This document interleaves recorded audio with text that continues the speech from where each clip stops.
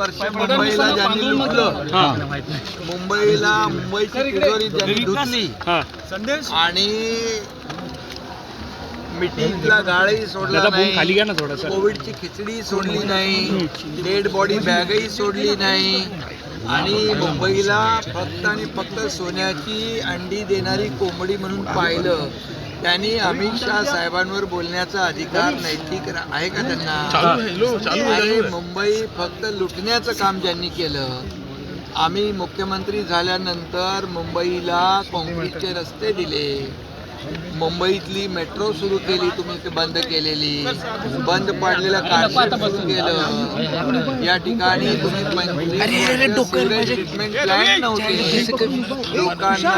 अतिशय प्रदूषणाच्या खाईत लुटणारे, आरोग्य सेवेची आणि मुंबईला ज्यांनी खाल्लं त्यांनी काय बोलावं अमित शहा?